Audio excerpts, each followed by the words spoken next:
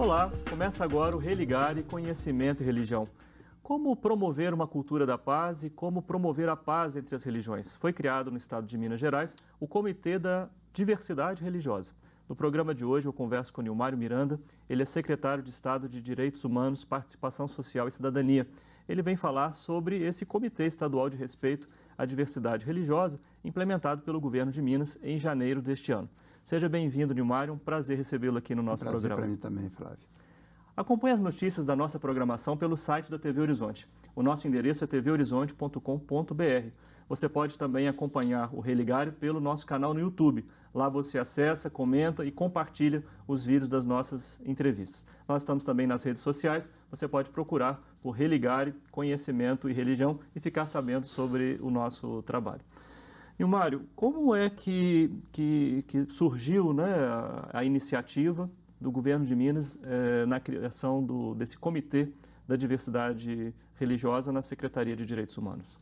Olha, eu já tenho uma tradição disso, né? Quando era ministro dos Direitos Humanos, Sim.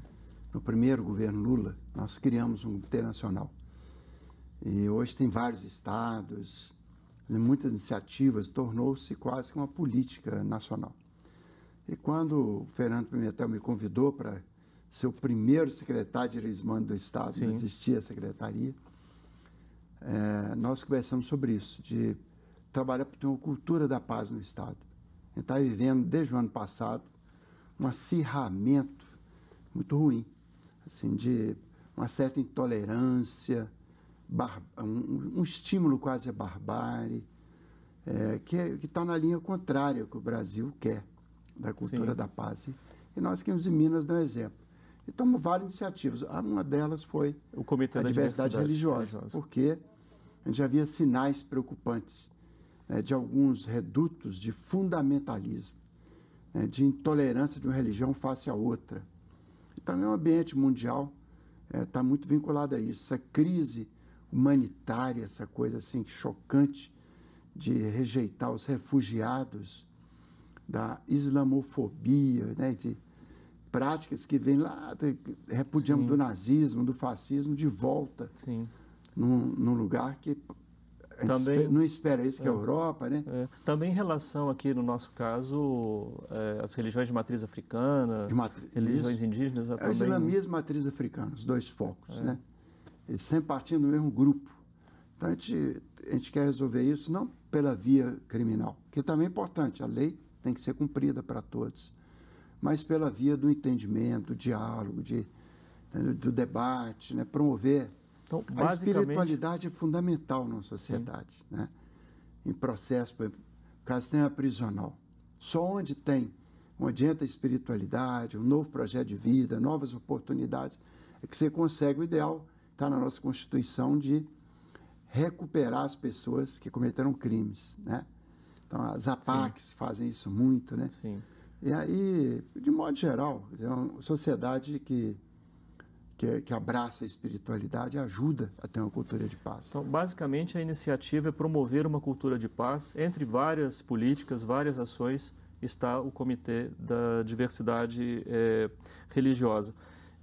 Como é que vocês constituíram esse comitê? Como que ele foi formado? Nós convidamos todas as expressões religiosas para conversar primeiro. Antes de lançar o comitê, passamos o ano passado, praticamente, todo o ano de 2015, então. 2015, a gente foi amadurecendo. Foram várias reuniões, eu pude acompanhar um pouco, ter notícias, né? E só em janeiro nós formalizamos o comitê. E essa é uma coisa muito singela, trabalhando muito plano simbólico, né? Para nós interessa que todos os órgãos do Estado assumam isso. A segurança pública, a educação. Então, um papel primordial. Isso tem que começar lá com a criança, na escola, né? A cultura, que por definição, deve ser um agente da cultura da paz. E os que promovem justiça social, SEDES, desenvolvimento agrário, todos os órgãos, a gente procurou trabalhar. E a sociedade civil, que é o principal, e as próprias religiões. O desafio aí é aceitar que são diferentes, né? Porque, por exemplo, o budismo, o hinduísmo, os judeus, então, desde o primeiro momento, as tradições judaicas participando. Nós valorizamos muito isso.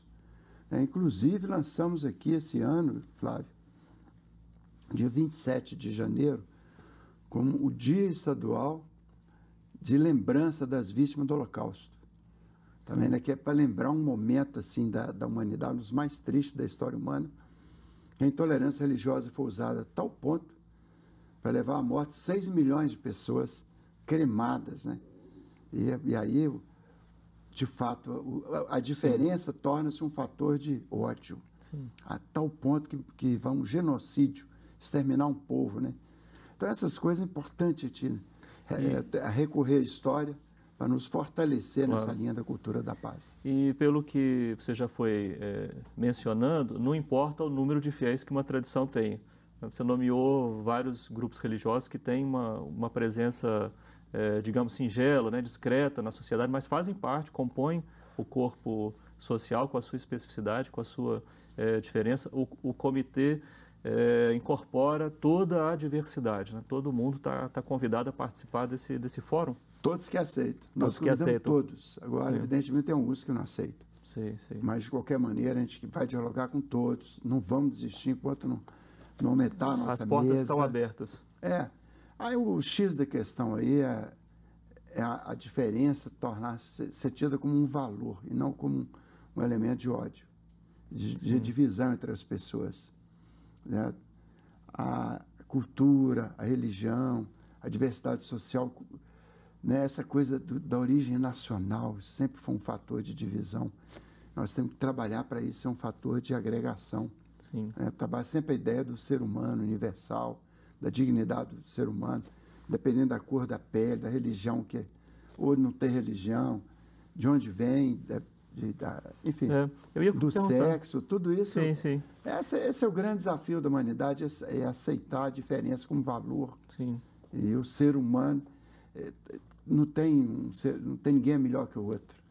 Eu achei interessante colocar isso, porque no Comitê de Diversidade Religiosa precisa ter espaço também para o não crente, né?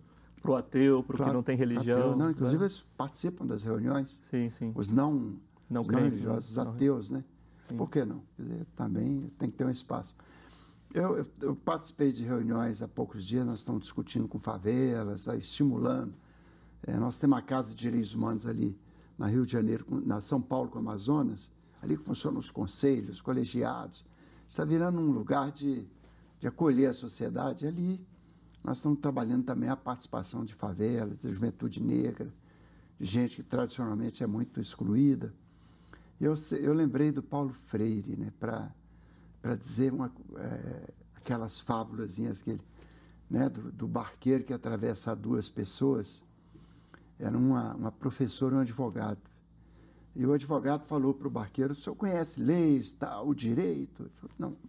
Puxa, não conhece, então o senhor perdeu 50% de sua vida, porque quem não conhece direito, as leis.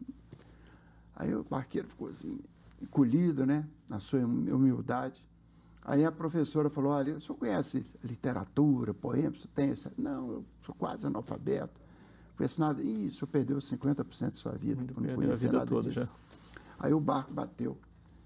E os dois foram, e o barco ia afundar, o barqueiro: vocês dois sabem nadar, e nenhum dos dois sabia nadar. Ih, então vocês vão perder 100% das suas vidas. Ele falava isso por quê? Para mostrar que não tem saber maior que o outro. Que o bom da humanidade é você valorizar o saber de cada um. É daí que vem o princípio da aceitação da diferença, né, e da igualdade entre seres humanos, né? Trabalhar essa igualdade até a exaustão, nunca desistir disso, é um trabalho permanente, né, que tem que ser feito. Então, a diversidade religiosa tem um lugar especial, que as religiões devem unir, e não ser motivo de terrorismo, guerras, né, como tem. Um teólogo bastante conhecido que diz, né, se não há paz entre as religiões, né, não há paz.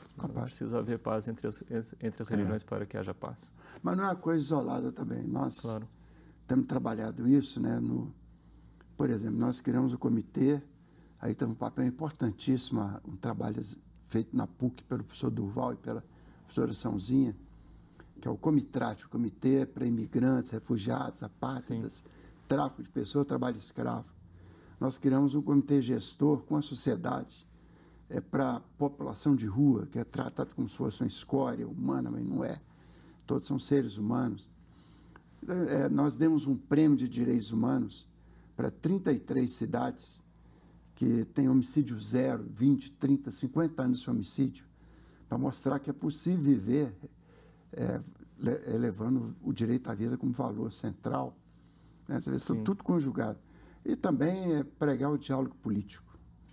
A política não pode gerar inimigos, não destruir o outro por causa da política. Sim.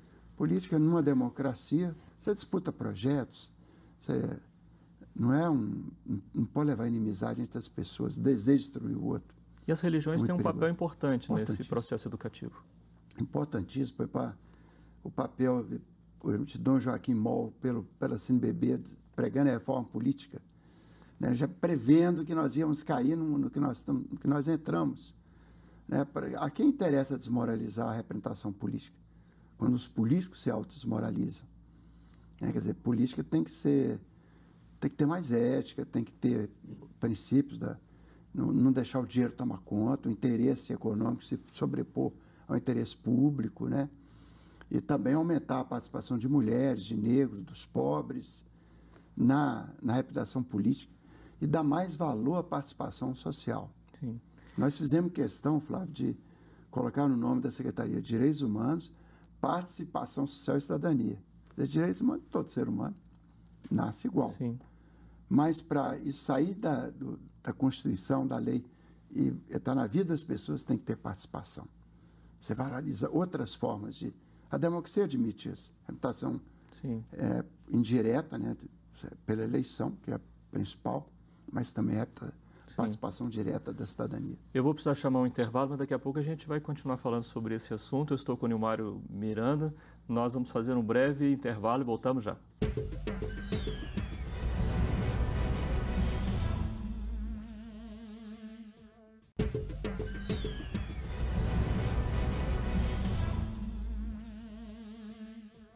Estamos de volta com Religare, Conhecimento e Religião. Hoje eu recebo o Nilmário Miranda, ele é secretário de Estado de Direitos Humanos, Participação Social e Cidadania. Como você explicou no final do primeiro bloco, é importante dizer o nome completo da secretaria. Os três termos se complementam. Você tem um diagnóstico, ainda que seja preliminar, sobre a situação das religiões no estado de Minas Gerais, a partir do Comitê de Diversidade Religiosa? Aqui, felizmente, Minas não é um lugar assim, onde tem um número enorme de ocorrências, mas teve algumas. Né? Sobre a matriz africana, havia ataques a terreiros, né? A símbolos desse movimento. Houve muitos casos, mas não assustador, mas houve. Sim. Indícios claros. Né? Eu aprendi também com a vida que a gente deve ler os sinais e agir antes que choque o ovo da serpente, não deixar chocar. Né? Nessa busca aí, nós procuramos fazer levantamentos, houve vários casos. Sempre tem o mesmo foco, do fundamentalismo religioso, de uma interpretação tacanha, meio grosseira dos textos religiosos, né? Sem atualizar, sem contextualizar, e sem admitir a diversidade como valor. Então, e aí nós também começamos a agir com esse intuito, de evitar que a coisa desenvolva, né? Que a intolerância tome formas mais agressivas. Qual o foco nós vimos? A matriz africana, aí que estava. Mas também com a chegada de refugiados sírios e com a vinda maciça de haitianos, que também tem, né, muitos deles vêm com essa tradição africana também, religiosas, né? Suas tradições religiosas. A gente viu riscos aí. Então, ele queria antecipar, não deixar que isso acontecesse. Esse episódio aí do que nós demos o prêmio às cidades que não tem homicídio, foi em 31 das 33 cidades. Eu vi o seguinte, que, por exemplo, a polícia militar, como não tem crimes violentos, ela se dedica à prevenção. Ela identifica focos que podem degenerar em violência, aí forma uma rede em cima daquele foco. Aí a escola, assistência social, as igrejas, os conselhos tutelares, todos atuam preventivamente. Educação, saúde, assistência social, cultura, esporte, tudo se une. Sim, associando, né? Porque como você está dizendo, está tudo interligado, né? Não tem um comitê de diversidade religiosa que funciona à parte, né? Um cantinho ali da secretaria está integrado nas ações gerais da secretaria e compreendendo o papel das religiões em todo esse processo. Estou entendendo dessa forma. Concretamente, esse comitê está preparando o quê? Assim, quais são as primeiras iniciativas, né, nesse projeto maior da Secretaria de Direitos Humanos, Participação Social e Cidadania, de produzir uma cultura de paz? Quais são primeiros materiais, primeiras ações? Né, o que tem sido pensado por vocês? Uma cartilha. Sim. Pode parecer assim singelo demais, mas é importante. Imagina, diversas tradições se unem e promovem uma cartilha e conseguiram chegar a um denominador comum, né? Respeita cada uma e elas são capazes de produzir uma coisa em comum. E vídeos. Trabalhar muito internet, mas para chegar na escola também. E trabalhamos, apoiamos a iniciativa do Ministério Público, que fez aquela campanha Que Diferença Faz, que mostra tudo que é diferente, mostrando identidades, né? Coisa desse tipo, trabalhar. Sim, entendo. A internet é estranho, né? Que a internet ela promove novos direitos das pessoas se comunicarem, ao mesmo tempo também é um lugar de difusão do ódio. Então nós temos que trabalhar aquele espaço para potencializar a cultura da paz, né? Então vídeos e coisas ligadas. E a educação. Sim. Nós damos uma atenção enorme para a educação, no Brasil nós temos, 30% das famílias, a mãe trata os filhos sozinha, tem que sair para trabalhar. Ainda não temos creche em número suficiente, nem escola infantis. Então, muitas crianças são deixadas na comunidade. Então, a escola é que imediatamente faz o papel da família, de transmitir valores, formação do caráter. Claro, família é insubstituível, mas nós temos uma situação real de milhões de famílias que não funcionam como uma família. Habitação precária, condições e outras condições precárias. Foi bom você ter colocado esse tema da educação, porque eu já ia puxar mesmo para esse aspecto, porque um dos meios, né, da gente trabalhar a questão da diversidade religiosa, o valor da diversidade religiosa, é com o ensino religioso não confessional, né? E a lei, né, em Minas Gerais favorece esse tipo de projeto. O Comitê da Diversidade Religiosa prevê algum diálogo com a Secretaria da Educação em termos de colaborar para fomentar esse tipo de trabalho, aprimorar o trabalho de pessoas ligadas enfim, o nome ainda não é muito feliz. Ensino religioso sugere que está ensinando religião ou uma religião, quando não é nada disso, né? Para discutir exatamente a diversidade religiosa.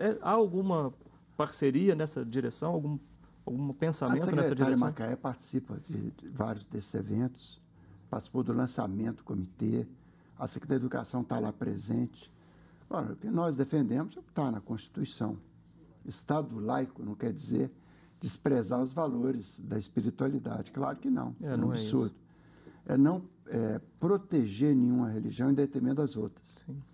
E proteger, pelo contrário, o direito das pessoas escolher a religião que quiser ou nenhuma religião.